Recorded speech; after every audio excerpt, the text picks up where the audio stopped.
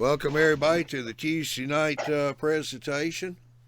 Barry was supposed to have his MMR tech show tonight, but unfortunately he has some family business to take care of. So guess what?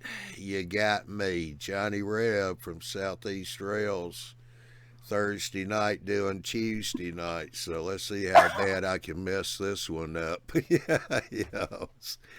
I want to say to check in on YouTubeModelBuilders.com for schedules on the Tuesday night presentations, the live shows. You can also sign up for the eMag, which our eMag came out last week, I believe it was, yeah. And JD and his crew did another good job. They banged that one out. Unfortunately, we've lost a member in the modeling community, Terry Tasumi, passed away. JD put a very nice article in there about Terry. Harry Haythorne wrote the article up. JD got in right on the front of the magazine. That was real nice of him to do that for Terry. Appreciate that.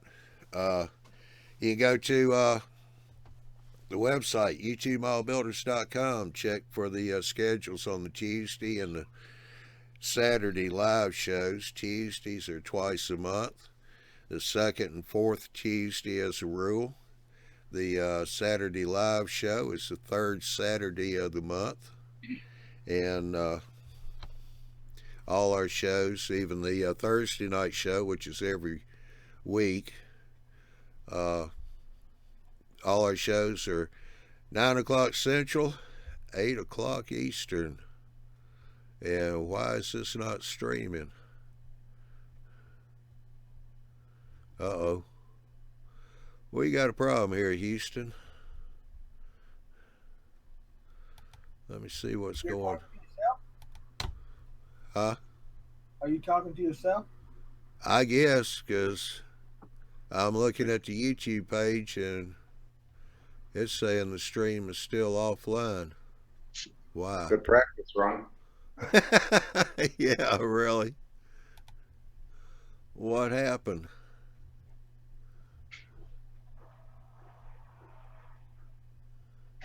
On my side, I just looked at it. It says live. Yeah, but it's not showing a picture, is it?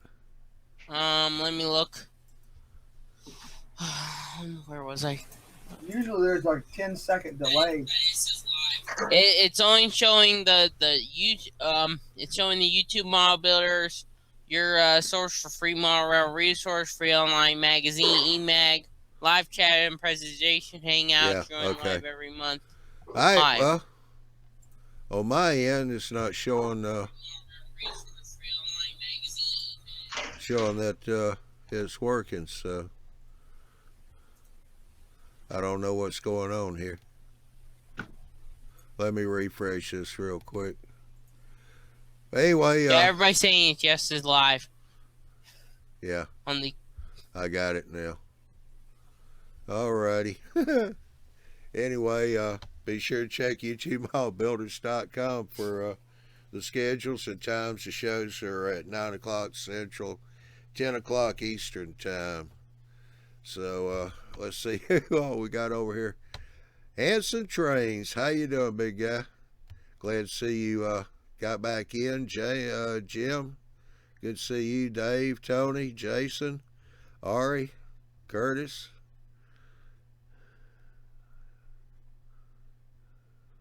Yeah, just a splash. That's all I got going right now.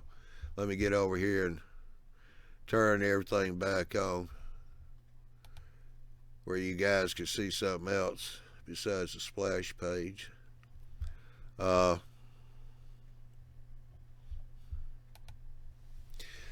you know, once again, Barry couldn't make the show tonight, so I just put together a general talk show like a Thursday night for a Tuesday night and see how it go. We've got Chris Healy here, Newcastle, and we got a new fellow on the block here. This is Edward Traxler, he's in the e-magazine, so that's how he come to know about us, and he's been joining us in our nightly hangouts. And rather interested fellow. He's been into modeling, you said, since 2010, and Right. Edward is doing a lot of stuff here. And he does some really fun work. He's going to, excuse me, give us a look-see of some of the stuff he does. He's going to show off some of his work.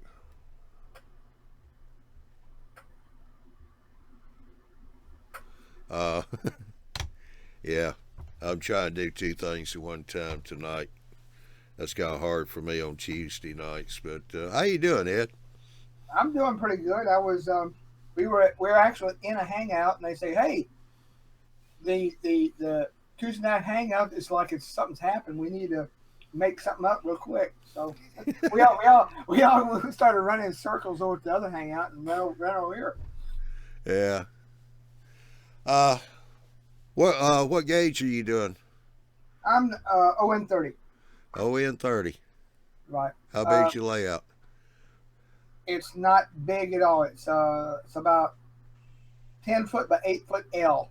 It was originally two 4-foot ON30 modules that I mounted on the wall, because since I started in the hobby really about 2010, and I went to took the modules to the narrow gauge convention Hickory in 2011, and I got back and said, I am not carrying them things nowhere anymore. That's too much hat, and I put them on the wall permanently, made a layout. So I'm using it as a test bed to learn the hobby. No, that's good. Well, it's a pretty good size test bed. Yeah, it's big enough to get myself in trouble. You have plans for a larger? You have plans for a larger layout? Have you got an idea in the back of your head for a larger one, or a dream? I have a want to do. Okay. Is that a word? I want to do, sure. Yeah, I want to purchase one of those portable, one of those buildings you purchase like at Lowe's or something. Yeah. They sell them up to like 16 by 25 feet. And what I'm wanting to do is actually put a layout in a little external building. Absolutely. That's the problem with that is every time you turn around, there's another money spent on something else. So everybody knows how that is. Oh yeah, yeah. Well, I saw some of your work last night, and it's really good. You got a small building there that I asked if you could show off tonight. Explain to us how you proceeded on building that. Sure. This, just to kind of give you an idea, 95% of the structures on my layout are cardstock. And the reason for that is I like making the buildings fit the scenery or fit in the scenery. And there's this, okay, share screen, open with photo gallery. Okay. This is a little cardstock structure from Clever Models. And if you haven't been to them, it's an online store. You just purchase the stuff and you download the PDF right then. I mean, it's instant gratification. Normally, when you're building a cardstock model, the little tabs, you fold them over, and the little red dots is where you glue them. All right, straight up. It's just you print it on cardstock, you cut out the little pieces, you glue it on. Well, being hard-headed. Hang on, Ed. I'm having a little problem here. All I'm getting is your icon picture when I try to put you full screen. Are you getting me? I mean, I can see what you're putting up here, but I'm not getting it to come up on the screen here. All right, tell you what, just hang on a second. Let me do a refresh because it's definitely on my end. Because I'm showing the shared screen. I'm showing the desktop. Yeah, no, it's on my end, Ed. Just hang on, man. I'm going to have to refresh the Hangout on my end. Not me, it's fine. Yeah. So we're going to have a little dead space here for a second.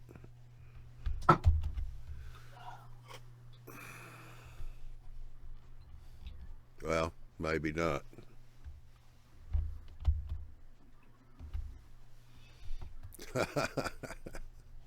Oh, everything could go wrong tonight, it is.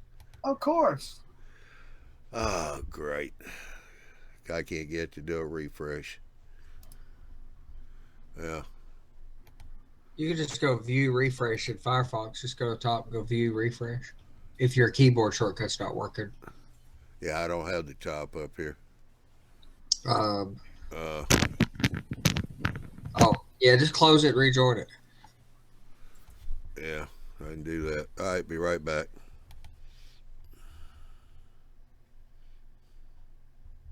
If I can find it.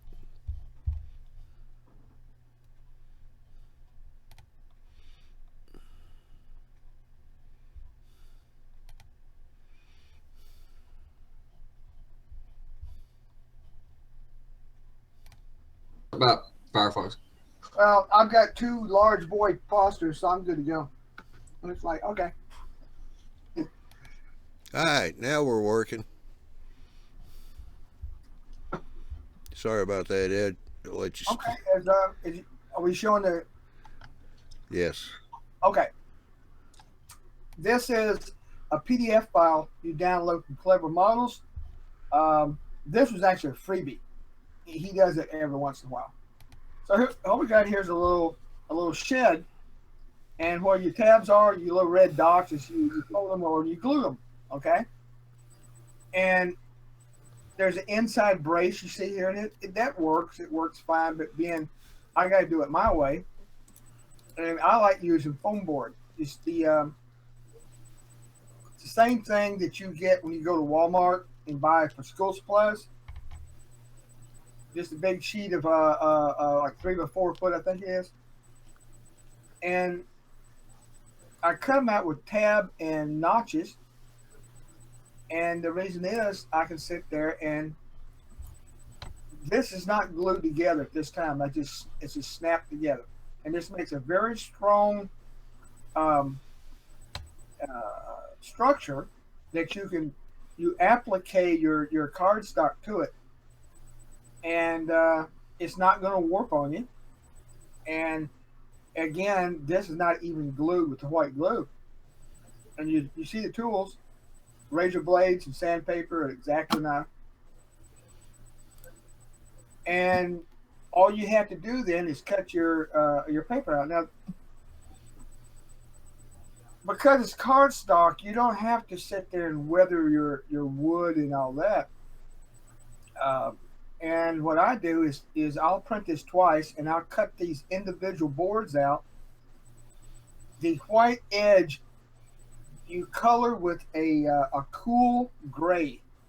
The reason is it's color doesn't show really in shadows. You just show a gray tone, and you glue them right on top of themselves, the copy. And what you do is you get a 3D thing. And if you're doing some of the other buildings, I did clapboard, and you cut one board out, 2 boards wide, and you overlap them. And this in O scale, this is approximately scale size. So let's skip through. This is a close-up of one of the buildings. That's all cardboard. The only thing that's not cardboard is the some acetate for the windows.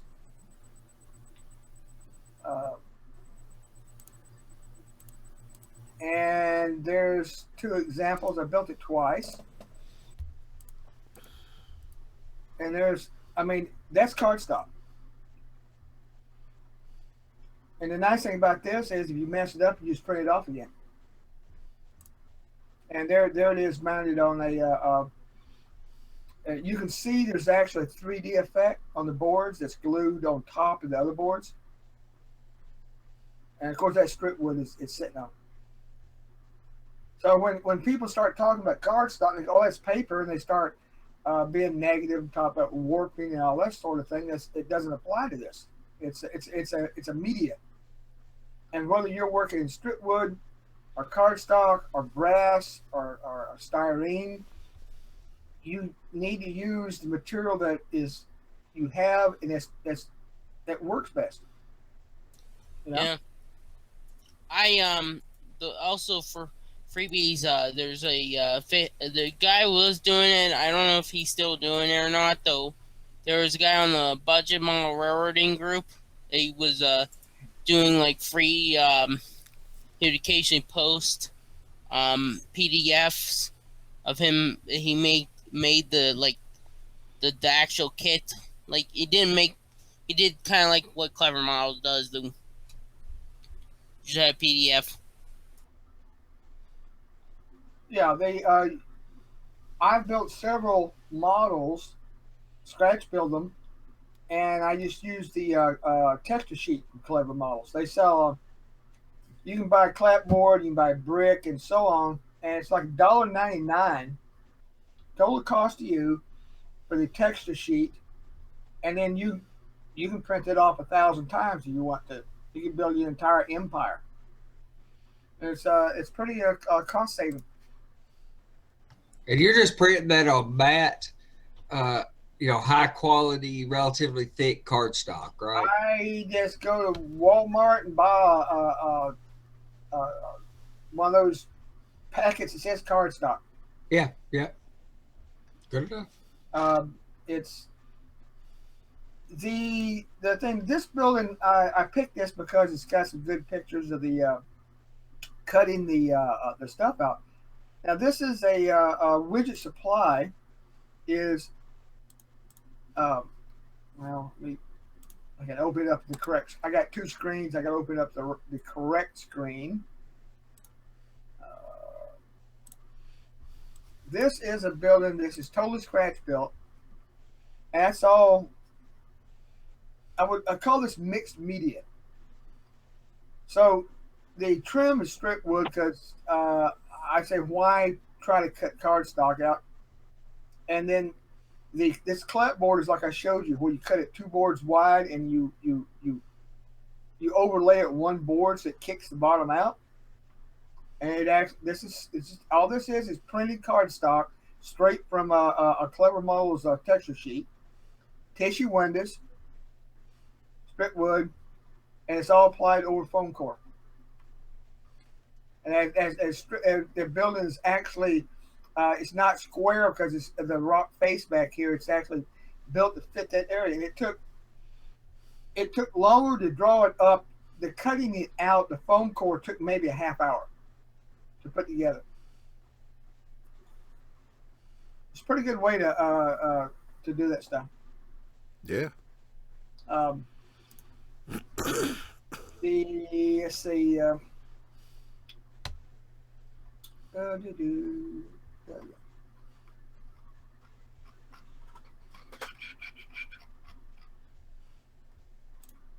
Give you an example. This is of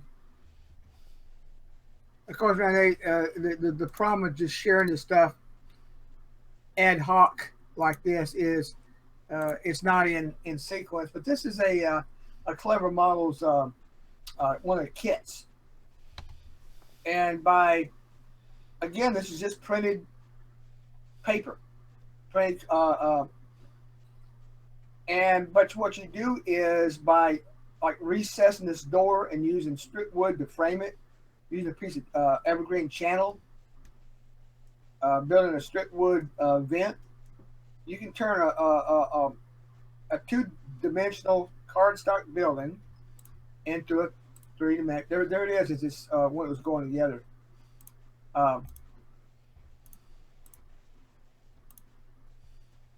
You layer the stuff like this,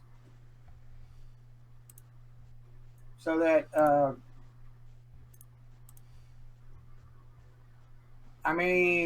Yeah, that's paper, but my gosh, Yeah, there, it there, looks good. there's the four sides of the building ready to go together. There, as you can see, this is a. They have some kind of fancy black core back. That's just foam core. It was just they had some fancy black foam, which I thought was kind of cool. Ben, if I get a choice between a cheap white and a fancy black core, I buy the black because it looks neat. But you know, it's you the eye follows 3D, and here I'm setting up in the you know where it's going to go. There's the I don't know what they call these things. The brick facing that it actually covers up the joints, which is pretty cool. But you see, you just fold them over. You put maybe 2 layers of cardstock to make it thicker. Use a.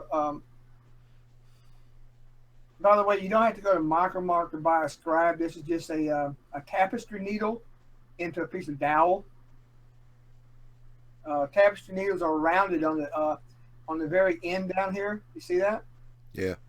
You go to Walmart, you go to the sewing section, look for tapestry needles, and you get these. They're perfect for scribes. And the price is just unreal. That's a folded window, and I wasn't too concerned because this is don't show, but this is actually all cardstock with acetate behind it. Roof done,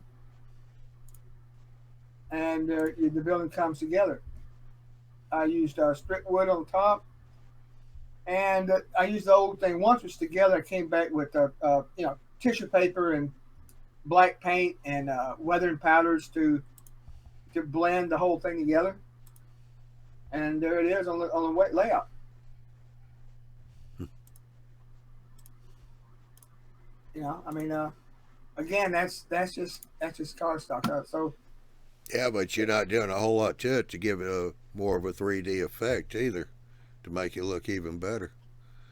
There's not a lot of effort into that. no, because see the trick is the human eye expects like certain things like texture, expects color, and you know from what you see in life. So if you provide a little bit of a 3D effect and some other things, then your eyes will fill in the rest of it because it says, "Oh, that's real. That's got depth." Then that brick must have depth, and it does that. It's see, I don't know if I've got. The hose house was in the. If you look at the EMAG, the picture shows it without the doors, and this is the picture that's on the cover of the EMAG. That's all strip wood. But I was actually going to show you a picture of the. Here it is.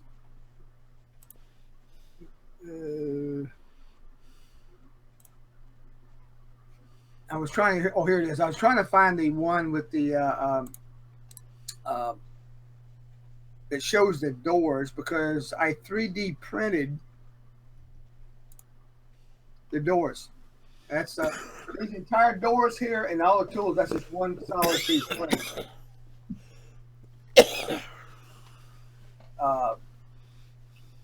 I was pretty happy where that turned out. Yeah.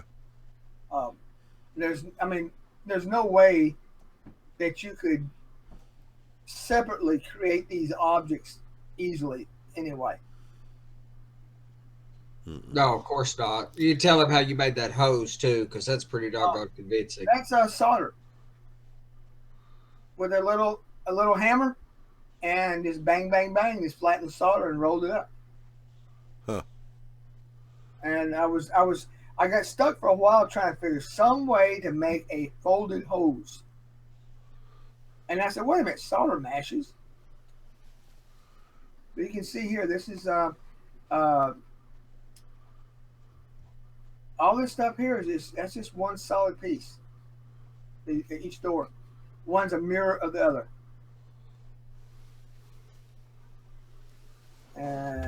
The pipe is 3D printed. The pipe fittings are 3D printed. These things here, the elbows, and that's evergreen 1/8 inch evergreen tubing. Now, do the doors on that hose shed, do they open and close, or are they just glued in place? That is glued in place. Okay. I didn't even want to try that. Let me see. Let me see if I can show you the actual doors. Let's see.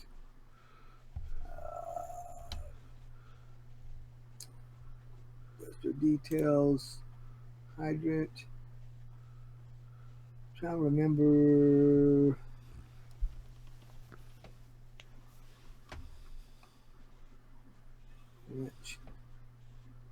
I do a lot of 3D printing, or I get stuff 3D printed, I should say.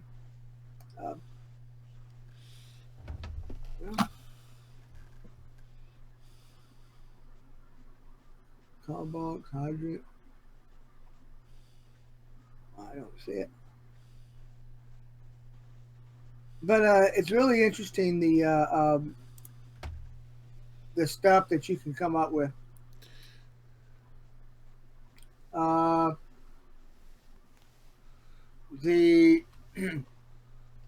Here's an example. I was trying to find the doors. Is what I was looking for, and I don't remember where I put them. So that's okay. This is that's a 3D printed rowboat. Oh, here's the doors. Okay? There they are. That's how they come from the printer. My cat's been running around. And there they are after they were primed. Huh. It's got a texture, but that is so light and it's so small. The texture, I guess you would say, compared to that penny, it's probably in the order of a couple of 10,000ths. And it sands off easy now. This is printed in FUD, which is a shape weighted frosted ultra detail, which is a acrylic polymer, and it's 29 microns is the layer height on it. So,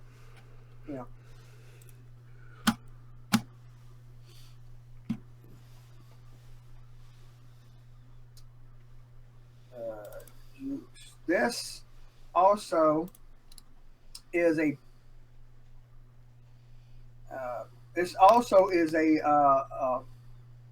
cardstock building, also from Clever Models. He has another freebie. Now that strip wood there, and it says strip wood door, but the walls, tissue windows, but the walls and all that's all cardstock. That's out front. There's O-scale beer bottles and crates. And there's a scene with my boat painted. Yeah, I'm going to have to really litter my seat up since hanging out on the Hangouts with Ed recently. I went ahead to Shapeways because you could go buy the stuff that he's designed on Shapeways from Shapeways. So I went to go buy a bunch of those pop bottles, Coke bottles, beer bottles, whatever. I went to go buy them, and the price was right for buying 1,000 of them. So this is going to be one very dirty community I'm modeling because I bought 1,000 of those These things. bottles are half the size because here's our HO, so they're half the size of these bottles. Well, there's one good thing about since Andy bought 1,000 of those bottles and they're O scale. No, his is HO. Yeah, better HO. Yeah, HO then. I mean, he won't even get a buzz trying to drink all those. Well, see, what I was going to say was that all of a sudden his friends start coming out of the woodwork. Andy, I heard you got 1,000 beer bottles. You know, That's what happens when you have a whole lot of beer around. People come out from the woodworks, but yeah, those are not going to be very satisfying. But I covered this a little bit in the EMAG, and since this is just off the cuff anyway, part of the title that was stuck in was like texture and color. And real quickly, in this little scene right here, this water is about 1/8 of an inch deep. Is all it is. And all this this depth here, that's just acrylics. I painted the scum or whatever that green stuff is, and it's just got a little clear layer on top of it. This is these rocks are all marble chips from Lowe's, from the decorative stuff. The little pinkish rocks is poultry grit. It's what you feed chickens and things like that.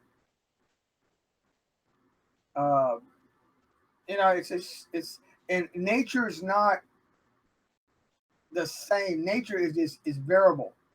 So when you're building your scene, you got the gray rocks here, or that's actually decomposed granite. That's a paver base, a leveling base you get at the patio stones. You can get like a 40-pound bag for $3.50, and you got enough. You can make ballast from it. You can make fill from it. You make rocks just by straining it. yeah, I've been working on one bag for like 2 years, and I haven't put a dent in it. That stuff's awesome. Oh, and there was a on one of the model train something. They had videos. The guy, he colored it's gray, but he colored his by putting some non-sanded grout and mixing it and stirring it around, and it colors the decomposed granite. Yeah, that's what I did too. It sticks to it. Yeah, and you by straining, you get instant. You don't have to order. I mean, I hope there's not a business guy watching, but you don't have to order a bag of a ballast from somebody or from rock. You can make your own. $3.50 for 40 pounds, and you can go to town, buy some non-sanded grout of the color that you want your rock to be. Put a couple spoonfuls in a bucket in a tray. Put your separated paper base in there and stir it around, and you got all the ballast you ever want. You got all the rubble, all that stuff. So anyway, the point is the variation in color is the building of texture, the building of color that seems to really work.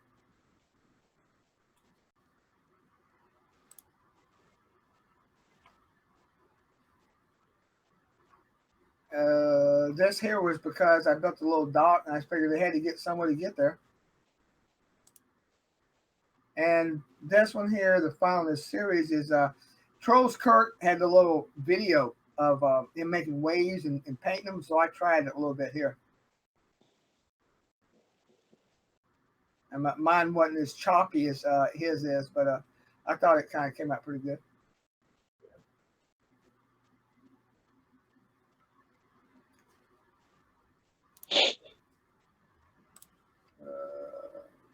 So, questions? I could.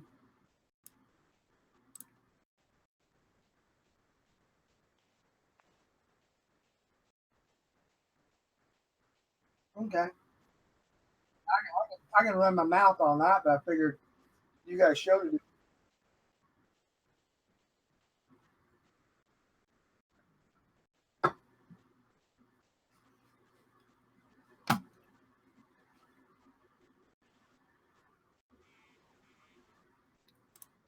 Dear, if I turn my microphone back on. Yeah, that's always fine.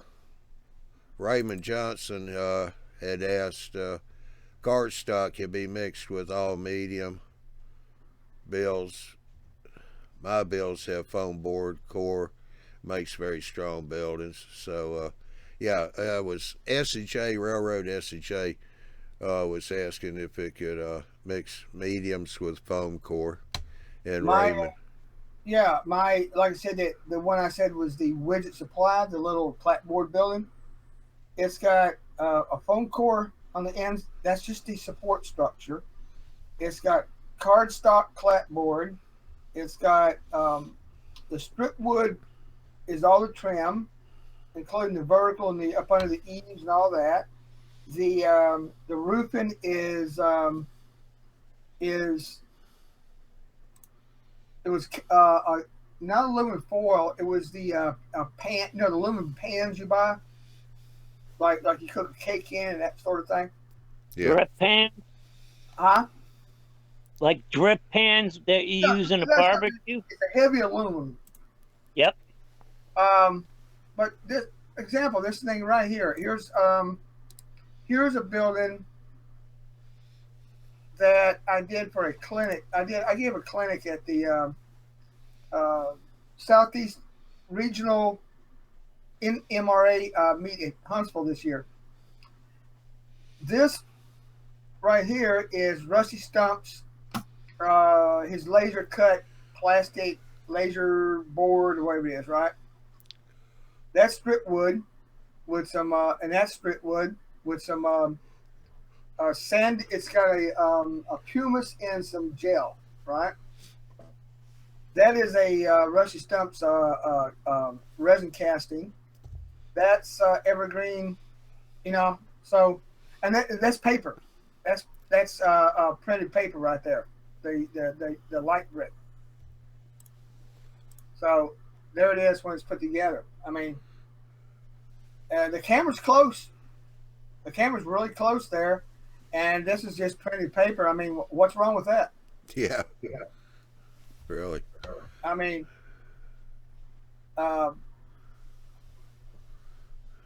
that looks pretty. I'll be honest with you, that looks pretty good because the eye is fooled by this, and all the downspouts and all that. That's just evergreen. That's just evergreen. That's all that is. Yeah. Well, the detail keeps you from looking so hard at the brickwork anyway. Well, again, your eye picks up on this stuff, right? And then it says, okay, that's real. That must be real. It fills in the detail. It's the way the brain works.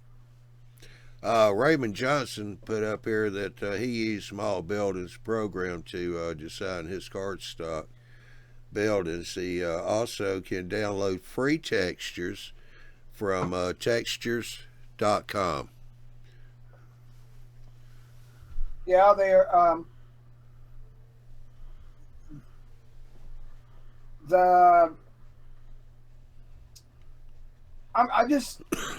know I kept mentioning the clever models.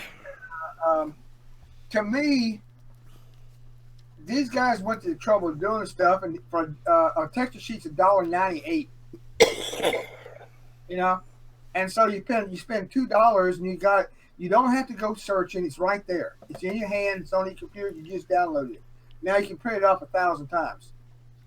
It's definitely the place to start. It's And then been, once, if you want to do something custom, then that model building software is great. But for your first one, there's no question. well, if you go to their website, he's always got freebies. If you go, and I don't get no money off these guys. I just like them. Okay, it's a good bunch. But if you go to the website, and it's clevermodels.net. If I can learn to type here. If you go to Clever Models, you go to their where it says Get Freebies. Right now, he's got an HO cross and tower kit. He's got an O-Cell cross. These are full kits. Click on it. It's a PDF. You download it to your thing. You got an O-Scale fuel and oil tank kit. These are freebies. I mean, it don't cost you nothing but time. You click that, and you click the crossing tower, and you get the model. It's a zip file, But if you go to the if you actually go to um, the the model, I can actually show you if I can remember where I put the stuff. Let's see. See, tracks, graphics, and cardstock. So it was the what did I say the Oil tank. yeah, fuel and oil tanks. Okay. There's the fuel and oil tank. It's just paper. So you obviously you roll this up, and there's the little model. I mean, if you're sitting back, a couple of feet, why not? It's not like it's if it's not right on the edge of the layout. This one here, the General Wire Rope Company, he gave this away.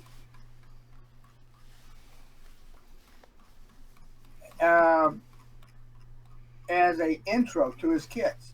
There's a complete O kit. And you say, well, you do HO. Okay, you print it at 55%, and it is exact O scale. But I was going to show you the crossing tower, if I can remember where. You can see I end up downloading. I used to check his website all the time, and anytime there was a freebie, I download. But let's see. I think that was the one we just. Yeah, that's the one we just looked at. The Sand House, that was a freebie. At one time, that's just you're sending the haunted house, the O-scale haunted house was a freebie.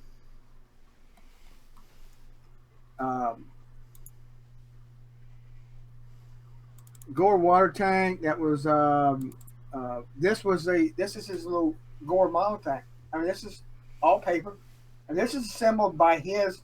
In other words, these beams are paper that's been folded.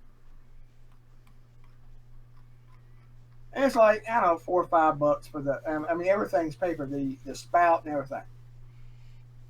And I bought it just because I can take the little building at the bottom. There's the tank. See how it works. There's the bands and everything. You say, well, the cardstock's not thick enough, so you glue two pieces of cardstock together. That's what the paper modelers do. They will build some fantastic models. They make it as many layers as it takes to whatever they need. For a ladder, for example, it might be 3 or 4 thicknesses of cardstock, depending on your scale. So anyway, that's there's the brick mercantile, that I showed you. There's the kit, as it that's put together with just gluing the tabs together. But it makes for great scratch for if you're a scratch builder. It makes for some great supplies, great media. General repair. Anyway, that's the start of the answer was if you're modeling O scale or you're modeling HO, you can get scale clapboard by using the printed paper or cardstock, depending on which one you use. I mean, you got to measure how thick your paper is. In O scale, a half inch is about 11 thousandths. Okay. HO is what, 5 thousandths, something like that. Is like a half inch. That's cardstock. That's just a probably a 90-pound or 80-pound cardstock. Yeah, just guessing. Yeah. So you pick the a cardstock will come in everything from. Remember, when you say cardstock, all you're saying is a thick paper. Okay. Paper comes in weight, in pounds. And they say like 80 pound and 10 pound. So you buy some paper for your printer. It's like 10-pound paper. And what that is they take that paper, they take a certain size, I can't remember offhand, and so many sheets, and they weigh it, and that's the pound weight of that paper. So you can get cardstock and you can get paper up to 10, 15 pounds. Once you go 20 pounds, 30 pounds, and you go to cardstock, you start going 60, 70, 80 pounds, 100 pounds. And so it's just paper. You don't think about cardstock. You don't think about paper. You say, what scale am I modeling in, and what am I trying to work toward? And you pick the media, in this case, paper or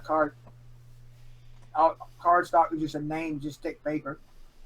That is the thickness that you need. If you use foam core, that acts as a support structure, and so you're appliquing your stuff to the outside. Remember, I showed you the little red brick building earlier. That was not paper. That was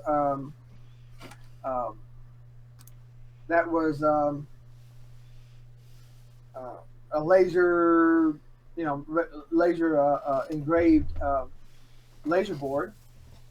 But that's it. You got it in your hand. You can use it. You can use the cardstock. Use the split wood. Use your styrene. Use your white metal castings. Use your laser cut stuff. Use your 3D stuff. It's all. It's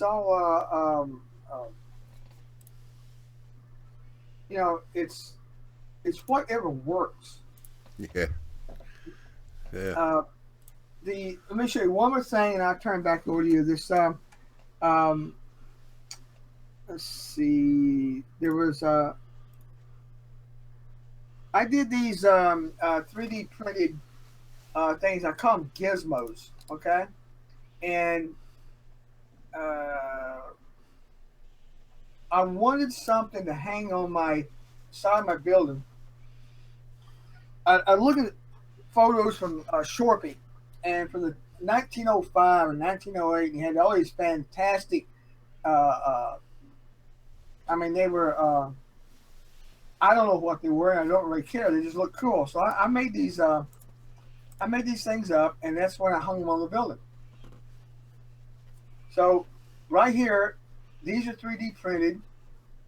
So are the pipe fittings. This is a laser cut stuff. This is a Rusty Stumps cut thing. That's 3D printed. That's paper. That's cardstock. That's tissue. That's cardstock. There's a dowel from Lowe's. So, yeah, you just use what.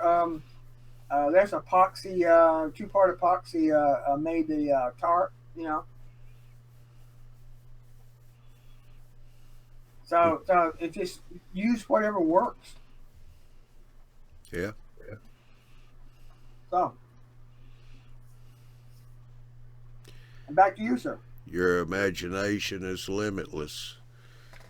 And not only do you get the best results by using the correct medium, some things are better represented with etched brass details. Some things are better represented with paper or hydrocal or wood or styrene. Yes.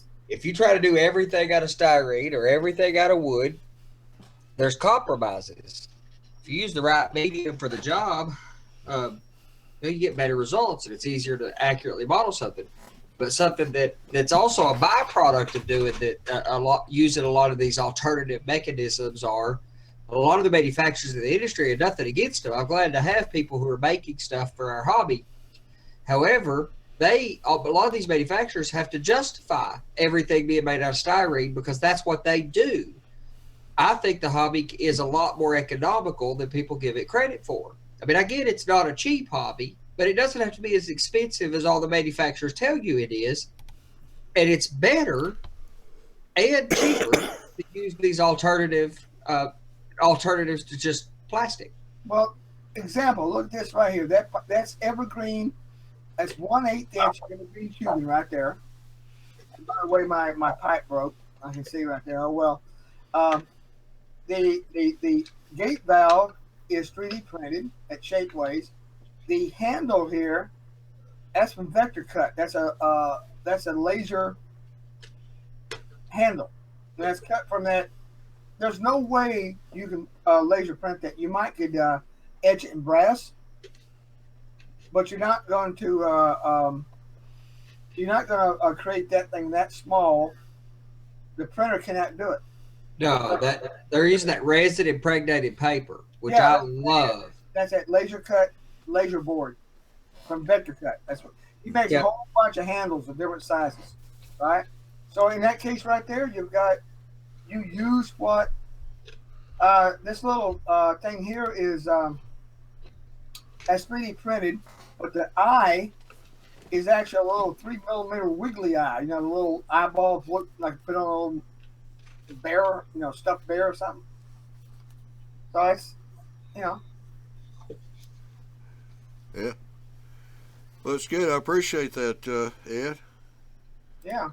I like to show off, Well, you got some good work to show off there. You still with us, Chris?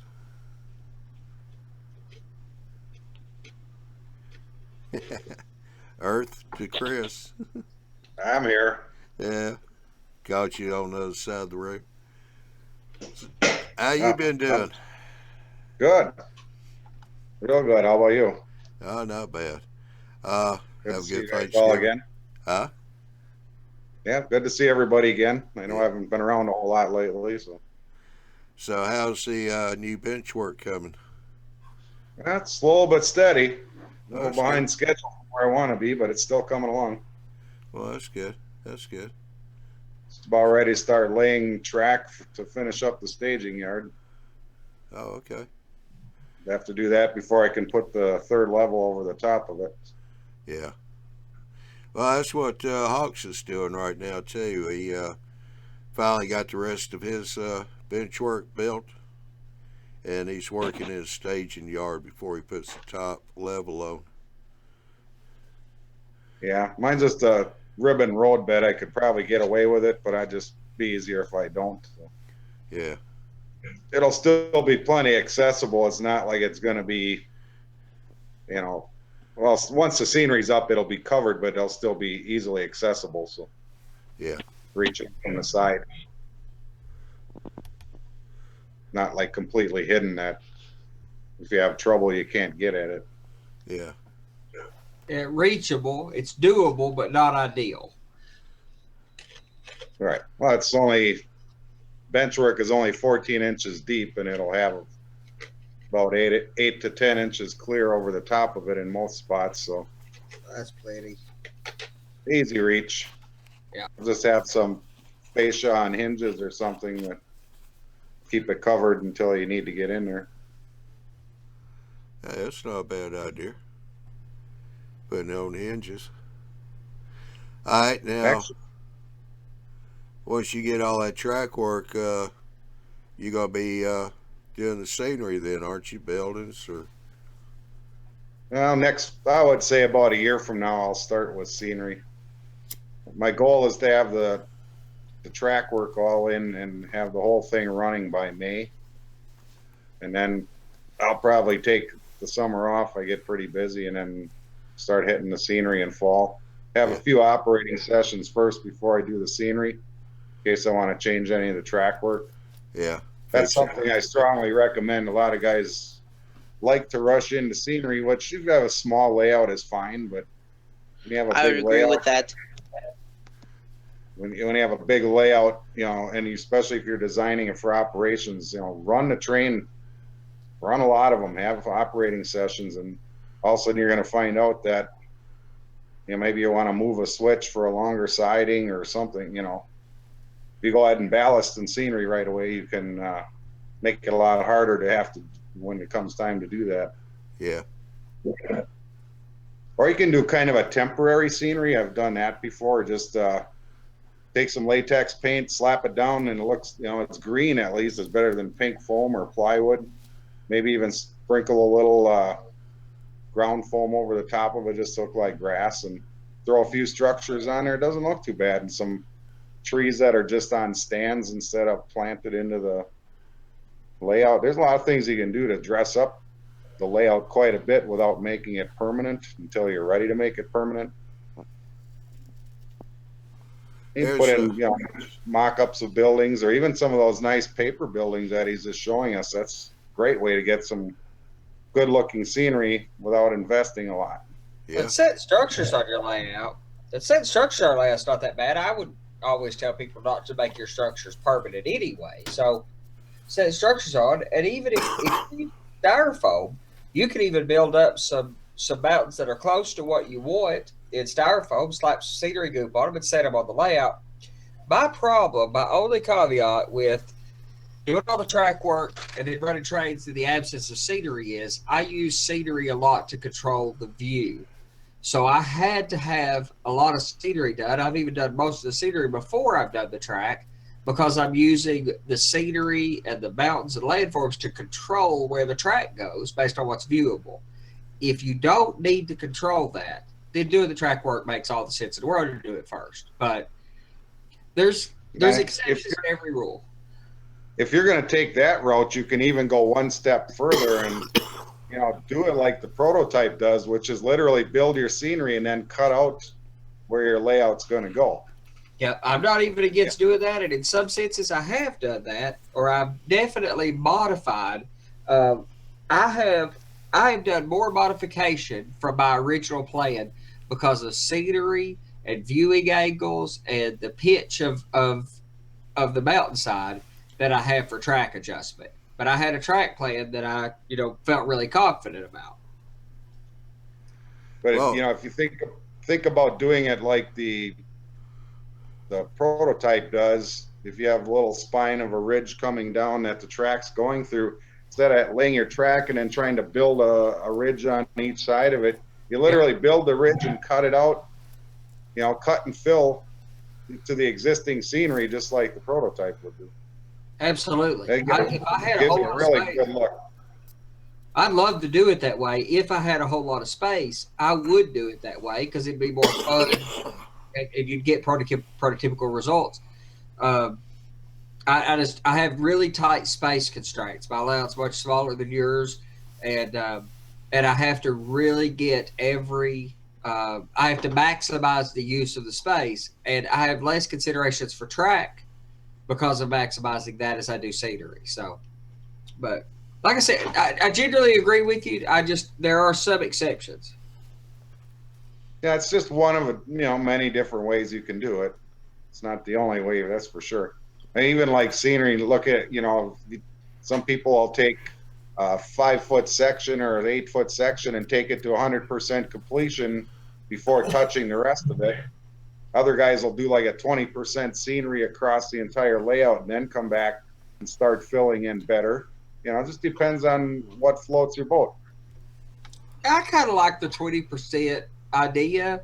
What I've done is I've done one section and then started the next section. I'm detailing this section. I'm putting, final scenery on this section. I'm putting rough scenery on this section. I don't have any, it's each. So, and I do that because it's based on the entertainment value, not what's most effective or efficient. But when I come home, if I feel like building trees one evening, I can do that. If I feel like planting mailboxes, I can do that. Tonight, I felt like tearing into styrofoam and making a mess, so I took a module down to do rough scenery. So it's just all what if all of your scenery is up and waiting for trees, then all you can do when you come home is make trees, whether you feel like making trees or not. And if you have to make a lot of trees for your layout, there will be a lot of days you will not feel like making trees, I promise you.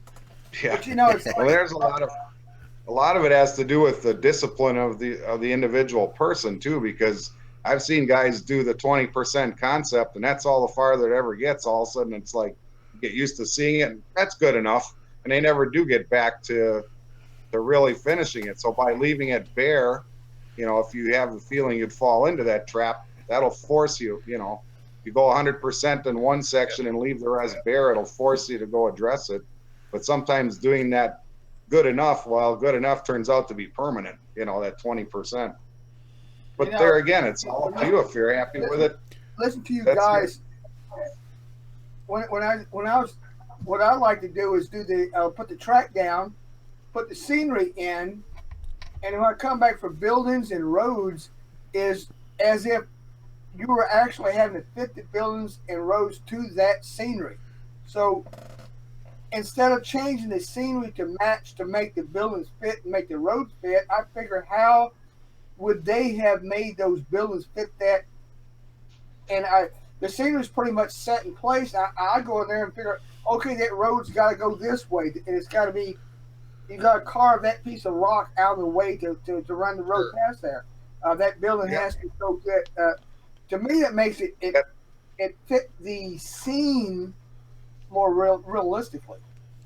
That's exactly the concept I was talking about the track before. Same thing. Make your track work go through the scenery the same as if you were building it and the scenery was there first. And then you put your little people out there and they go, okay, I got to have a road through here. What do I got to blast rock away?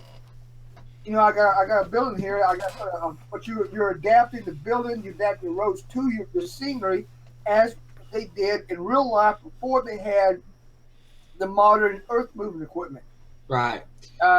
Since I modeled like say 1920, they had pick and shovels and dynamite, and that was based. They had steam shovels and stuff like that.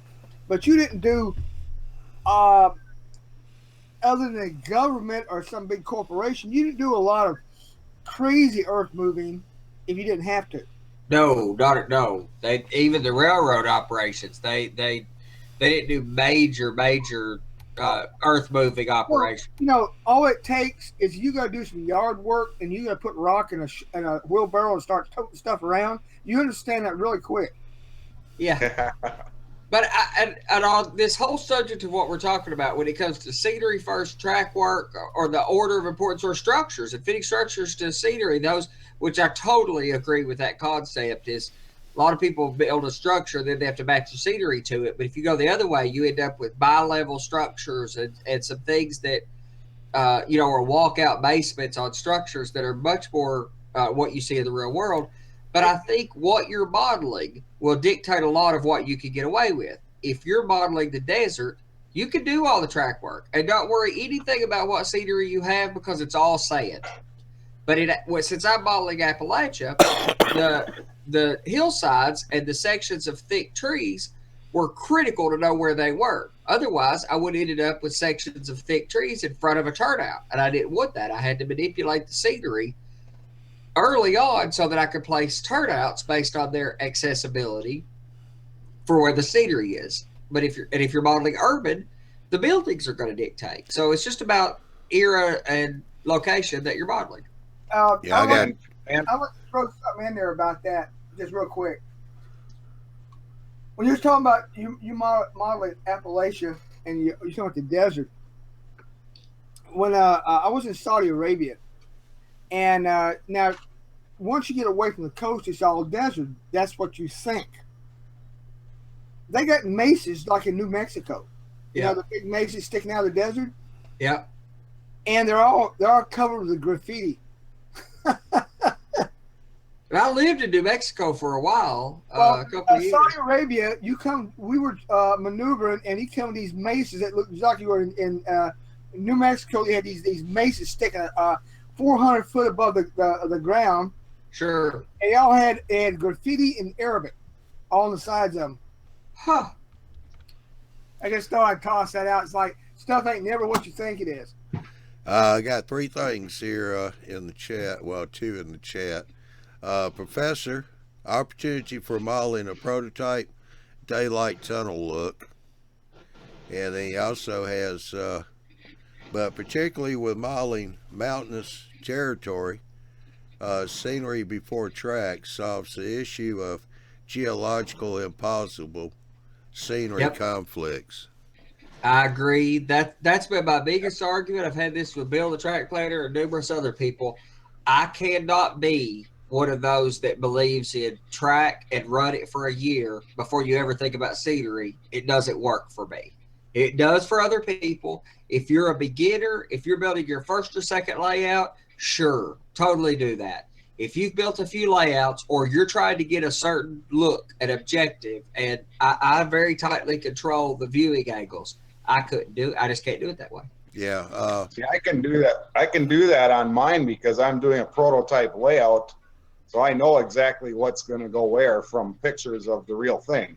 Me So too. that's really not been an issue. I actually designed it into the initial plans before I ever built the first piece of wood. I already knew where the scenery was going and what it's going to be, so that made it real easy to plan it ahead of time, you know. But if you're kind of winging it, seat of the pants, freelancing, that's a whole different story. You really Well, see, mine's totally prototype, so all my track work is fixed. I know exactly what turnouts where, etc. But when it comes to the scenery, I'm modeling a prototype. But how much of a particular area, how much of the river bank of the bank of the river do I model before I get into that grove of trees? Or how far back do I put the track to get this certain effect? How much of the real world do I actually model on my 2-foot wide shelf? And it was easier for me to get the scenery right and then run the track through it. But that helped me choose what scenery I modeled, and then that dictates how the track flows. yeah, I know, and the more buildings you have, the tougher it gets too. Yeah. When it's just plain scenery, like I'm doing, that's not so bad. But when you got to try and account for buildings, that changes everything too. Yeah, I read an article one time. I know that's unbelievable, me doing some reading, but Yeah, you're telling somebody else's joke here. I know it. no. But I was reading this thing. A guy had he did prototypical operations, and one thing he did on his layout to keep it after a period of time from just being mundane to make it different, he put all of his buildings on bases. And he had several buildings that were in the same base. Sure. And that way he could change them on his layout without, messing up the scenery or anything like that. You just go in, lift out the whole base, and plop another building down just to give it a different look from time to time. Yeah, that's kind of cool. S&J Railroad S&J. Nothing has to happen all at once, and nothing has to happen right away. Haste leads to mistakes, but the track plan almost dictates the terrain. Yeah. And Newcastle, that Track plan dictates good thing terrain. about model prototype. My terrain dictated by track plan. So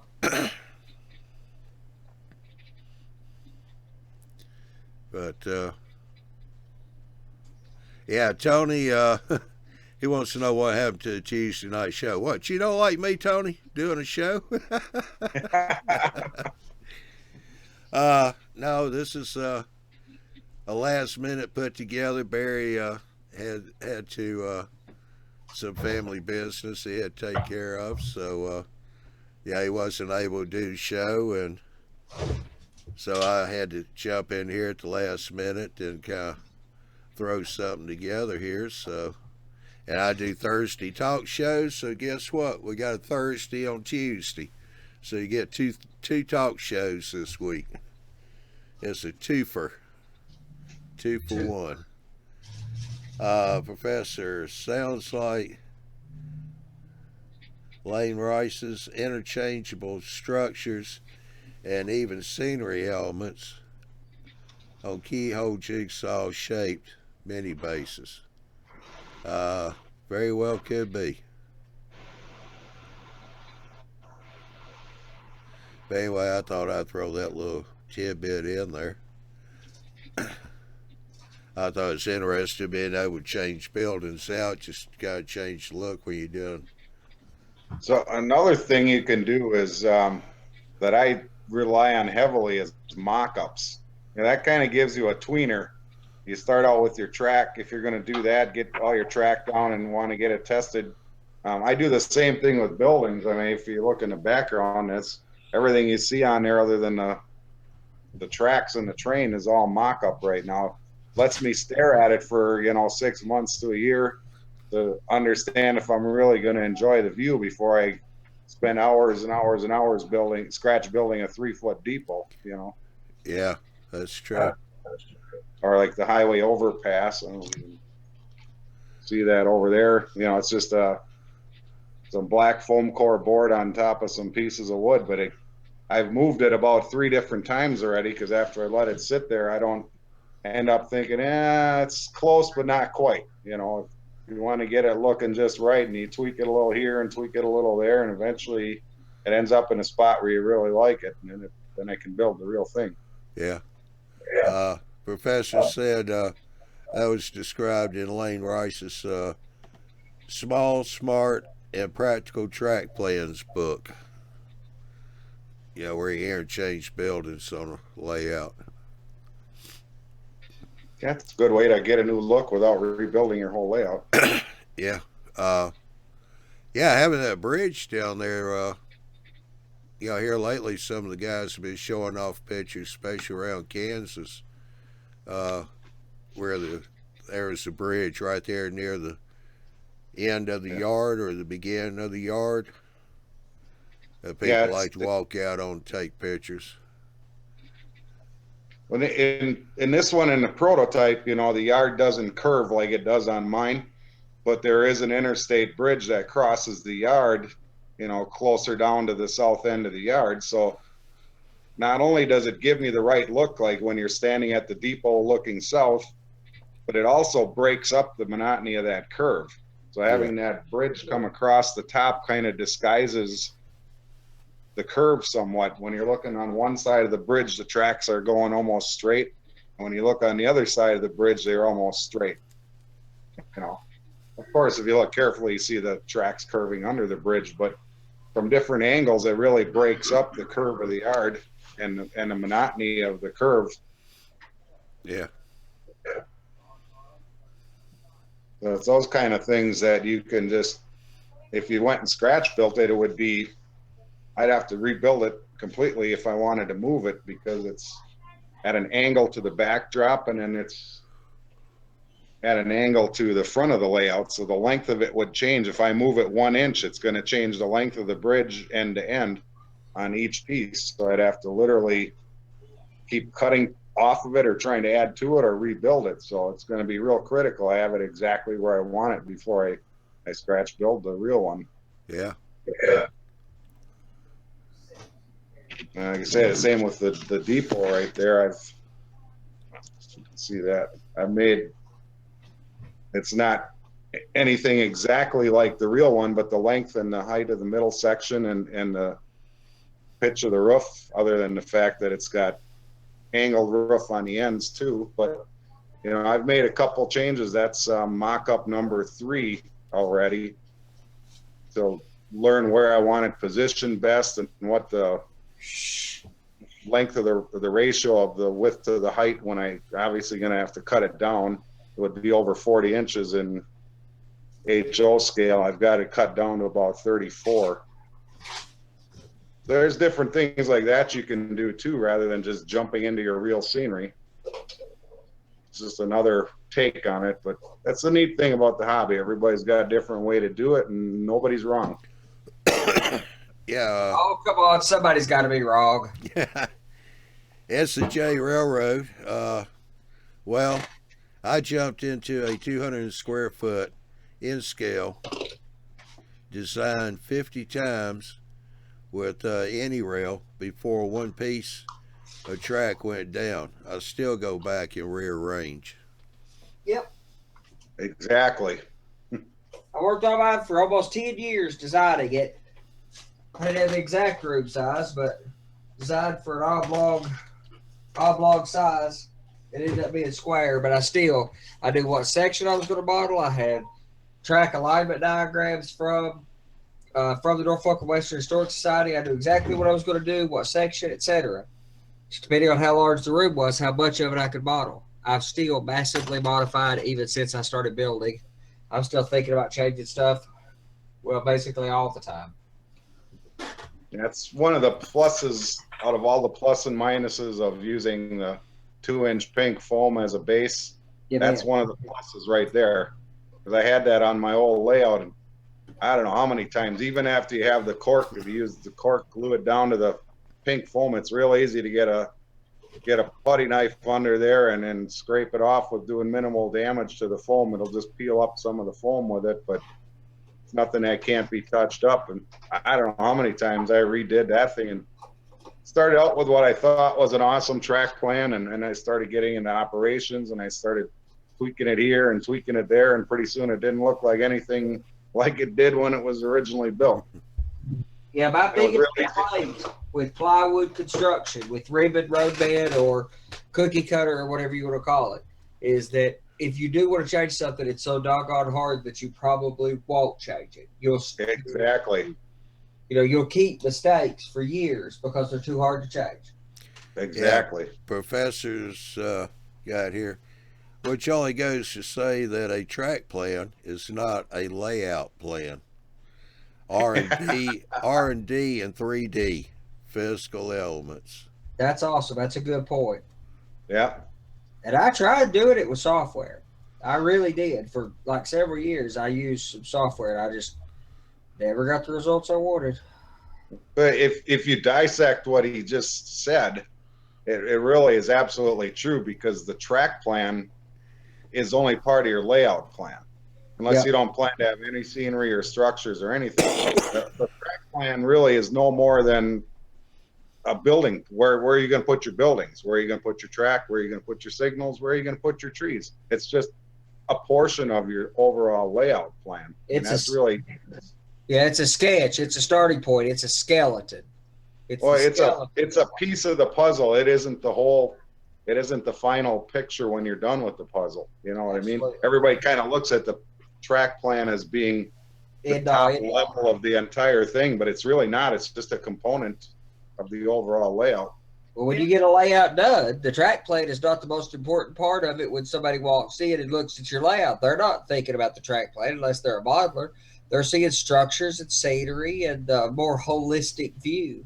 Isn't the point, at least one point, that you were talking about using the track plan software, is the how much knowledge that you, Andy, you have a lot of knowledge on this stuff, and your ability to use a track plan or not use it can be different from somebody else that's a beginner. So, and it's as it was being said, you start with a thing, you start learning operations, and this siding needs to be longer for such a certain length of car, so many cars, a certain length of cars, and so on, and all of a sudden the track plan's gone. Well, that's to a large extent that's accumulated knowledge. The smarter you get, the dummies like me goes up, and that we just wander around kind of lost. Well, we're all dummies at day one in model railroading. You know what I mean? It's all how long you've been in it and how many things you've done to learn along the way. Nobody jumps in an expert. Not at all. Start from scratch. Years ago, somebody asked me, how do you know so much about computers? And I said, because I killed so many of them, I had to rebuild them. Time is the only divider between anybody. Let me brag on myself in one way in this, that boy, I've got you buffaloed. So are you thinking I got skill at this? But I just hustle my way through things and try. And there's none of us. If you go look at the greats in the hobby, you go look at the John Allens and just the George Celios, these absolute artisans of the hobby. The difference in them and a guy who walks in and buys his first circle of track with a locomotive and 3 cars. The difference between those two guys is one thing and one thing only: time. I keep saying the only difference between an expert and a beginner, a newbie, is the expert has made all the mistakes and he remembers. Exactly.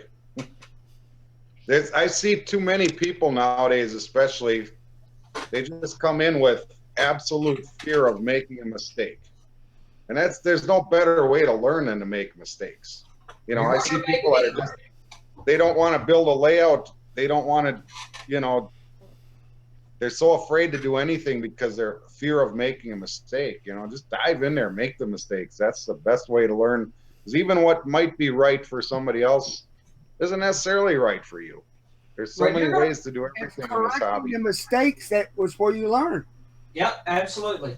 And you're going to make them either way. You're going to make them. So being afraid of making them doesn't change anything at all. It just makes you nervous about it. It makes you enjoy it less. All you're doing is, by being afraid of any of this stuff, all you're doing is affecting your enjoyment of it. Nothing else. Right.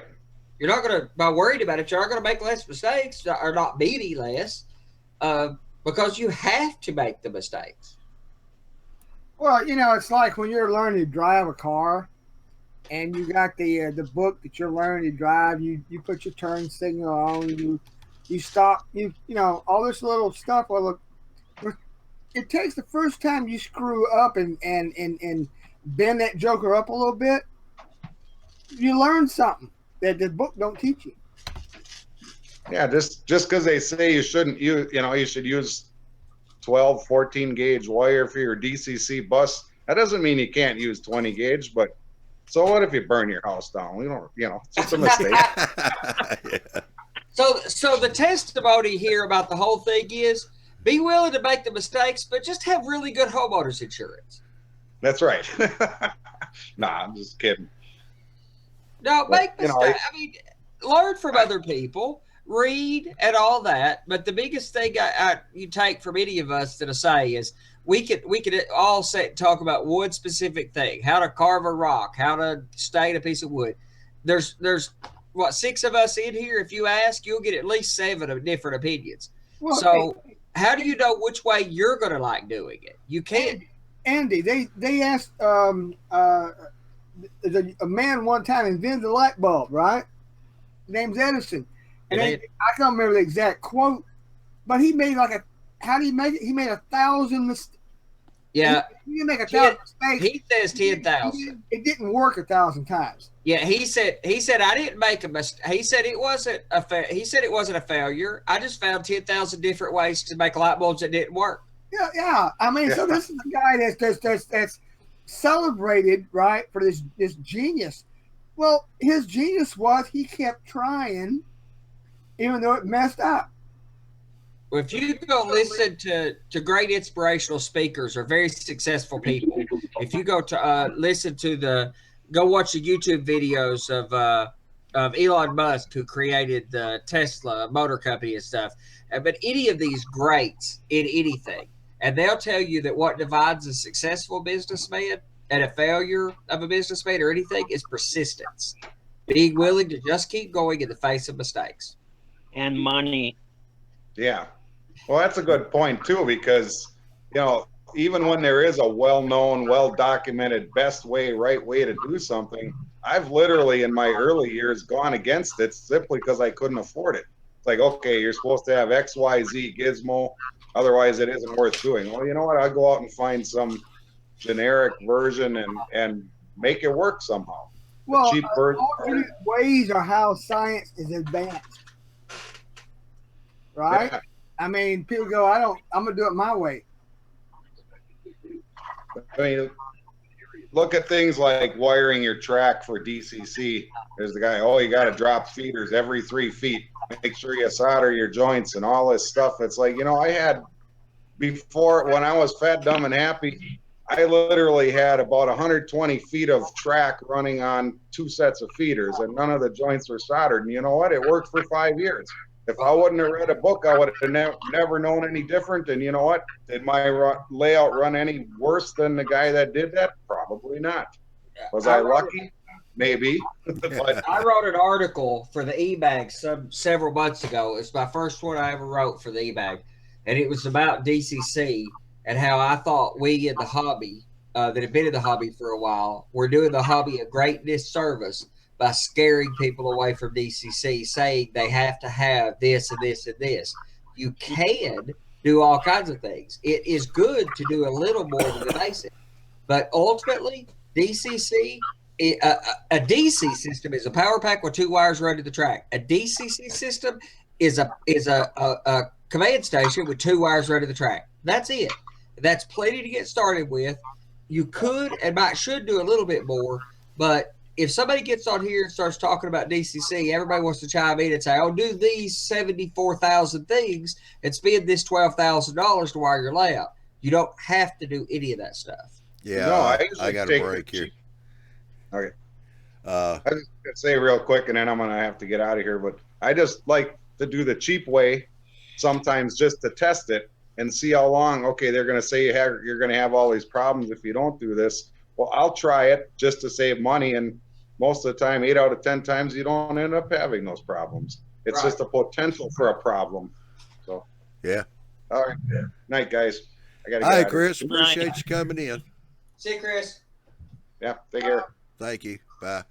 On that last subject about the feeder wires, I kind of go with what Andy said was you can't get it to work if you drop a feeder every 6 foot. And every section of track has a feeder wire. You know it's going to get power. That's kind of an OCD thing. It is, but better safe than sorry. Professor wants to know, did someone start singing Sinatra? Where we're getting a little bit of feedback from Ralph. So, Oh, okay. but Phil, how you doing?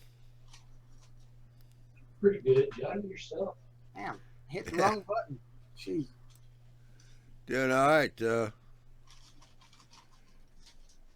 Looks like I'm about to wind this one up here. Try to stay within the timeline. I guess we'll just have an after show on Ed's hangout they already had created. Oh, yeah, I can find that again because I posted a link. Yeah. It's like I'm sitting here like, okay, where the hell did I put that? We got faith in you. Yeah, I'm glad somebody does. Yeah. You be able to get over on the after show hangout, Phil? Yeah, I think I can find it. It's Ed Traxler. Okay. I posted a link in the YouTube video Google Plus Hangouts Yeah. Okay. area.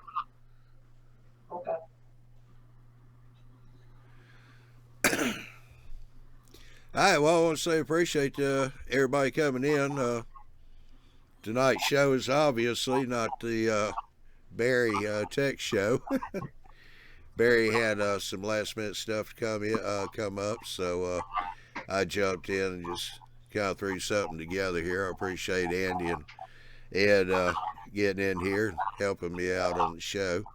Yeah, we done okay for such short notice. We were short Wood Barry. Yeah. Yeah. But yeah, he should be back next month with no problem.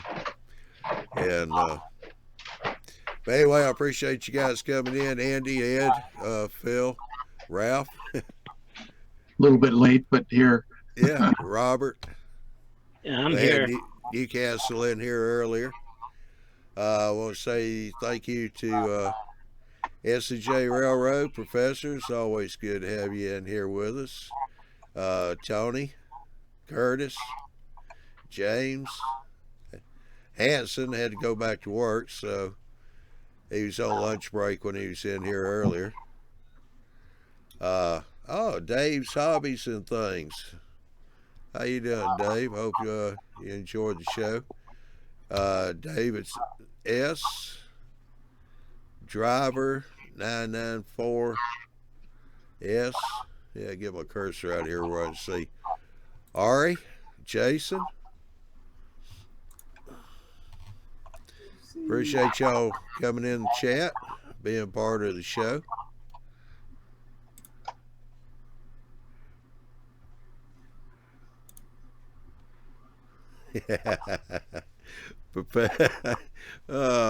Professor Scott here, missing one berry. We'll check the way bills, ASAP. Uh, I put Hey. the link in for the other hangout, by the way. Huh? I put the link for my hangout in the chat window. Yeah. I appreciate it. Yeah. Oh, there he is. One very missed route through the staging yard and into interchange. Prof's always good for a few of those. Oh yeah. Well, keep checking in on YouTubeModelBuilders.com website for all the latest news and info on Tuesday night presentations, the eMag, the live show schedules. The live show is once every month. We just had one last weekend with Barry, Big Bill, and Mr. Hawks and the track planner. The live show is every third Saturday of the month. The eMag is bi-monthly. That also came out, I believe it was last week. JD and his crew did a great job on that magazine. And Tuesday's presentations now are twice a month, the second and fourth Tuesday of the month. Thursday's general hangout is each week as well. You go to the website, sign up for the eMag. That way you'll get an email notification when it comes out and download it as a PDF file. We also have the schedules for the Tuesday shows and the live Saturday shows there also, so you go check your schedule. All our shows, Tuesday, Thursday, and the Saturday show, are 9 o'clock Central, 10 o'clock Eastern. So be sure to check your time zone if you want to catch the shows live. But hey, if you're at work or just couldn't be here to watch it live, that's not a problem, because we do record all our shows. And you will find them on the YouTube Model Builders YouTube site. We do have each one listed in their own playlist. So if you're looking for a particular show, it'll make it a little easier for you to find it. Well, I appreciate everybody coming in tonight and being here. Barry will be back next month for sure. Or I'll dock his pay if he's not. Oh, you pay people? Yeah. First time on the show's a freebie, Edward. Oh, okay. And then you get paid double every show after that. Cool. Now, you know, Ralph was the one that said that. All right, ladies and gentlemen, Say a lot of things. Yeah. y'all have a good week. I shall see you on Thursday night, 9 o'clock Central, 10 o'clock Eastern time. Y'all have a good week. We'll see you later. Bye. Night, John.